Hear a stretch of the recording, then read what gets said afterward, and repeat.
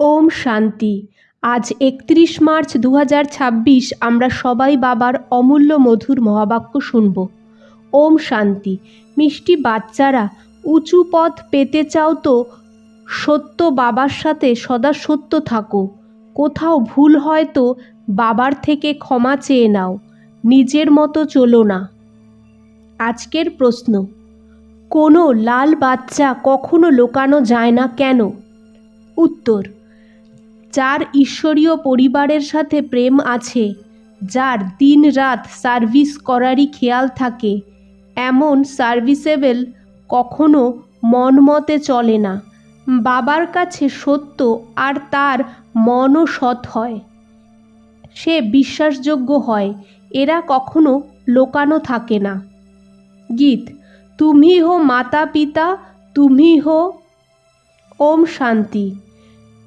গানে গ্যারান্টি কার ছিল?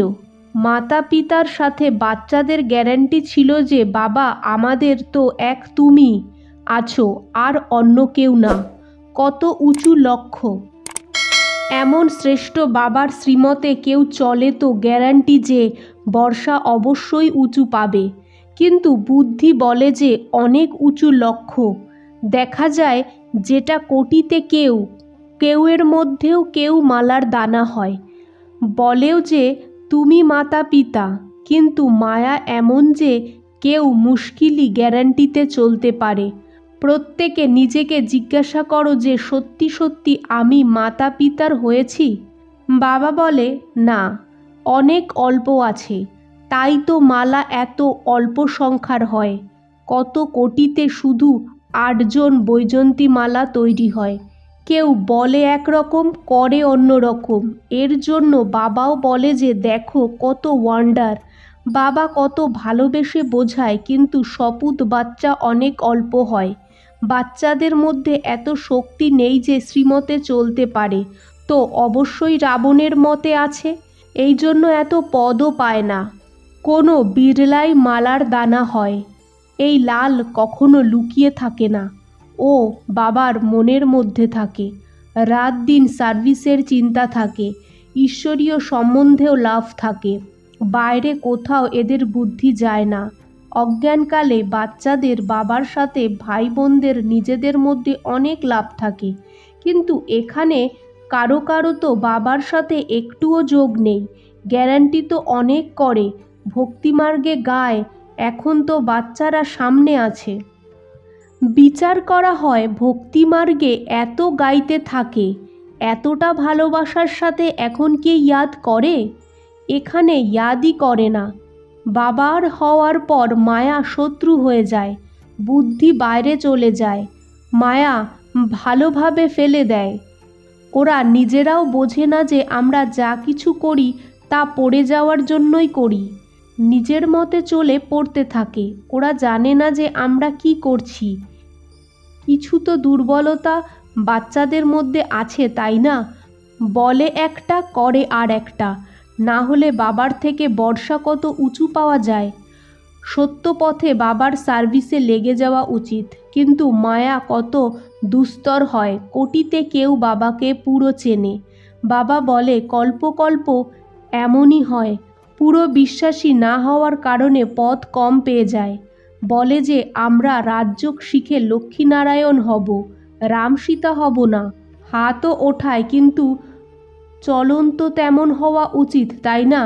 বেহাদের বাবা বর্ষা দেওয়ার জন্য এসেছে, ওনার শ্রীমতে কত চলা উচিত। অনেকে আছে যারা প্রতিজ্ঞাই করেছে যে আমরা শ্রীমতে চলব না। এরাও লোকানো থাকে না। কারো ভাগ্যে নেই তো দেহ অভিমান প্রথমে থাপ্পড় লাগায়, তারপর হলো কাম, কাম না হলে ক্রোধ, লোভ আছে। হয়তো সবাই শত্রু। মোহ এমন জিনিস যেটা একদম শেষ করে দেয়। লোভও কম নয়, বড় কড়া শত্রু। অল্প পয়সার জিনিস চুরি করে নেয় তো এটাও লোভ হলো, তাই না? চুরি অনেক বাজে অভ্যাস। নিজের মনের মধ্যে খারাপ লাগা উচিত যে আমরা এমন কাজ করি তো কি পথ পাবো। শিব বাবার যজ্ঞে এসে, বাবার কাছে এসে আমরা এমন কাজ কিভাবে করতে পারি? মায়া অনেক উল্টো কাজ করিয়ে দেয়। কত বোঝাও, কিন্তু অভ্যাস যায় না। কেউ নাম রূপে ফেঁসে যায়, দেহ অভিমানের কারণে নামরূপে ফেঁসে যায়। প্রত্যেক সেন্টার সম্বন্ধে বাবার জানা আছে। বাবাও কি করবে, বোঝাতে তো হয়। কত সেন্টার আছে, মায়া তো কম নয়, অনেক ডিসসার্ভিস করায়। ঈশ্বরের হয়ে তারপর মায়ার বশে চলে যায়, কোনো না কোনো বিকর্ম করে ফেলে। এখন বাবা বলে যে প্রতিজ্ঞা তো অনেক বাচ্চা করে যে বাবা আমরা আপনার শ্রীমতে অবশ্যই চলব, কিন্তু চলে না।